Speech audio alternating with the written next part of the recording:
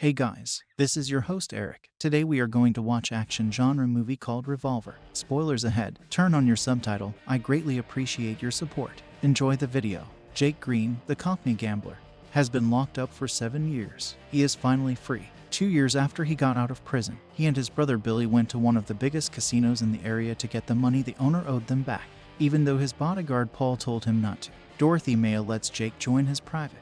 When going up, Jake is afraid of being closed in, so he doesn't want to take the elevator. However, the other bodyguards remind him that they have to climb 20 floors. So, even though he is having a panic attack, he gives in and takes the elevator. Jake loses his first bet, which was on a chip toss with another player at the table. But this is meant to happen. He tricks Matcha into thinking he is safe, so when he bets the same amount with him, he wins. Billy and Jake are in a hurry to get out of the casino with their money, but Zach stops them and tells them they're in danger and he can help. This time, Jake decides to take the stairs before giving Jake his card.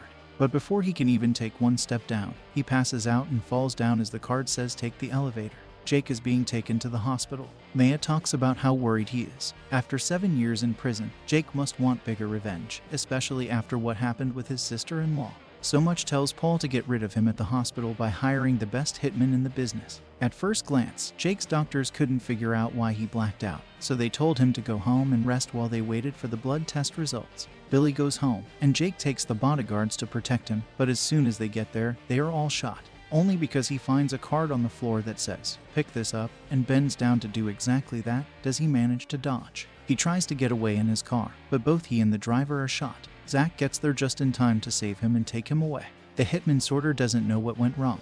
Jake thinks that since he never misses, someone must have told him. When he scolds him, he tells Matcha that he missed because he had a bad feeling.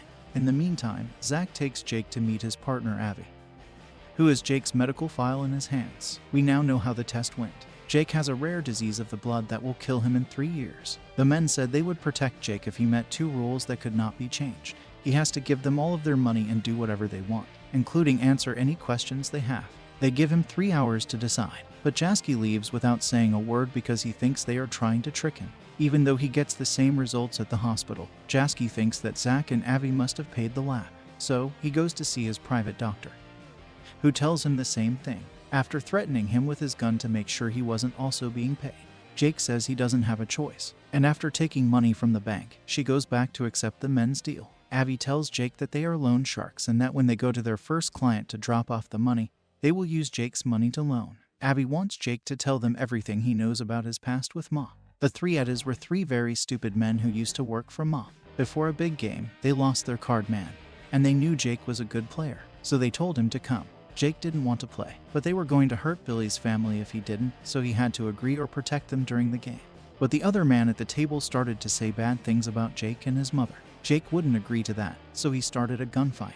The power went out, the money went missing, and the next thing Jake knew, someone had said his name, and the police were questioning him so he wouldn't talk. They made threats against his niece, and when his sister-in-law tried to protect her, she was killed by accident. Jake didn't tell the police that Ma was in charge of the games, so he spent 7 years in jail. During that time, the Eddas did something to make Ma angry, so he used them as building blocks. Zach sends Jake to a motel after seeing a number of clients. MAA and Paul go to see Crime Kingpin at the same time. Sam Gold was seen as the most important person. Everyone else who runs a gang wants to be like. Gold, on the other hand, never has guests, so they instead meet with his advisor, Lily Walker, who agrees to help Match make a deal for powder. She also tells him that Gold doesn't like attention and doesn't give second chances. Before he is asked about his time in jail, Jake gives Zach and Avi more money. Jake was playing chess with Avi when he was given a choice between 14 years of normal time and 7 years of solitary. He chose the 7 years of solitary. His cell was next to a chess master's and a con man's, both of whom had been there for a long time.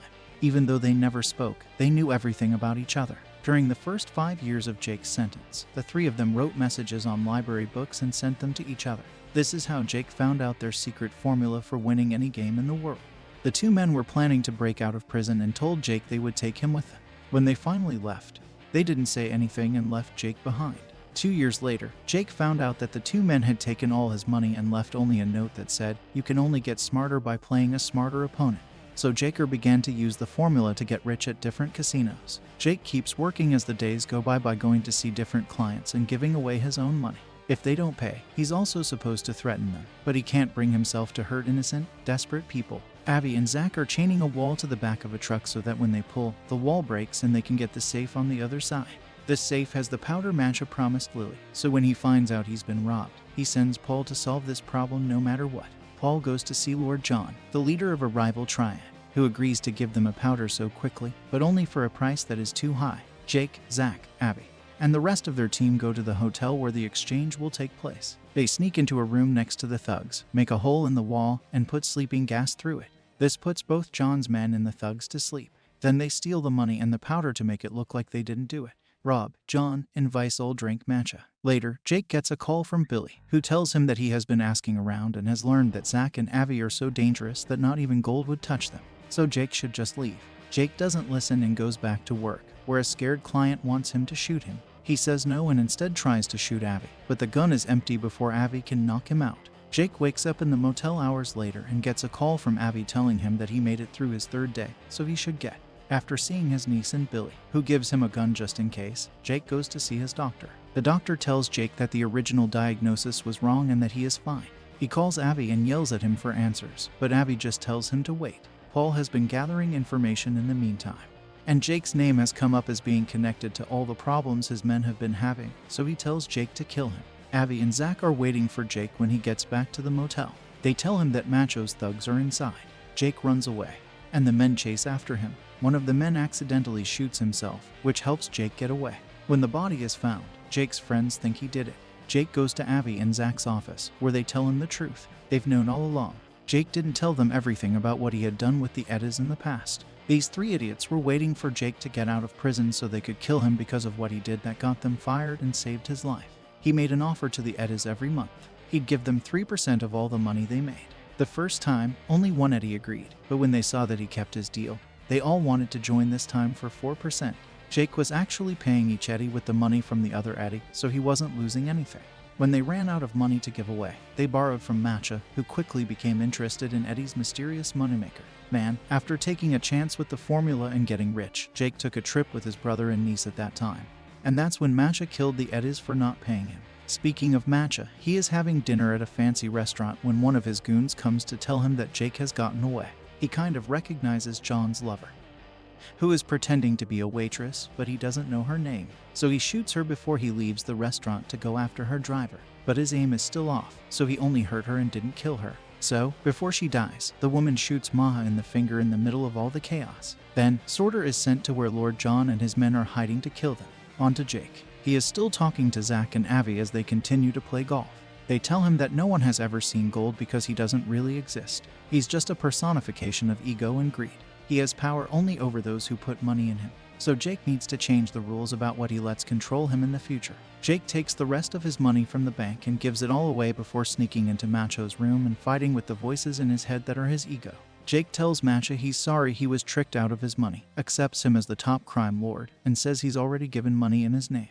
Jake takes the elevator to face his fears, but it gets stuck on the 13th floor while he is having a panic attack. In his mind, he has a conversation in which he rejects his ego. He finally leaves the game as a free man. Once the elevator starts working again, Jake goes down to the ground floor, where he finds Matcha waiting for him with a gun in his hand. Matcha is crazy because of his own ego, but Jake is happy with himself and just walks past him. This makes a lot of people mad because they don't understand why someone wouldn't do that. He starts crying when he realizes how badly he's been treated. Paul brings Matcha all the local newspapers the next morning so he can see his name all over them. Jake wasn't lying when he said he gave money in Maha's name. Now everyone thinks the casino owner cares about the community because of what Jake said. Matcha is happy to get the credit, but it doesn't last long. Paul also tells him that Jake has the powder and has been messing with all of them. Paul, Sorter, and the rest of Matcha's goons go to Billy's house. When Billy finds out that one of his bodyguards has betrayed him, he hides his daughter in a cupboard. Once they find him, they start hurting him while they question him because they don't believe him. When he says he doesn't know where Jake and the powder are, Paul's methods quickly get worse and he starts to feel uncomfortable. This is especially true when they make the girl come out of the closet when they hear her crying, which makes him reject his ego and start killing his fellow henchmen methodically and effectively. But he makes a mistake at the end and dies. In the meantime, Lily stops by MAA. She gives him a wreath that Gold sent because he didn't like seeing Maha's name in the newspaper so much, since he doesn't want to be in the news. Lily also tells him that Maha's time is up and that he won't get another chance, which makes him panic again. Jake and the Powder go with Avi and Zach to Maha's casino, where Avi finally beats Jake at chess while telling Jake the last few details. He and Zach were in the cell next to Jake's, and they always wanted to take him with them, but Jake wasn't ready to accept the truth, insinuating that they were just things Jake made up in his head. He doesn't have time to deal with this, which is too bad. Because of that, the bodyguards from the casino come to take him to see Matcha, who is with the girl. Jake tells his niece, Maya, that everything will be fine after he drops the bags of powder on the floor. This makes Maya mad because Jake is still not scared even though he is pointing his gun at them. Ma's ego voices tell him that Jake can't hurt a dead man because he made him feel bad, so he puts the gun to his head and shoots. We really appreciate you watching. If you enjoy this video, please give it a like. And don't forget to subscribe to the channel with the notification bell because it is really important for us. Thank you.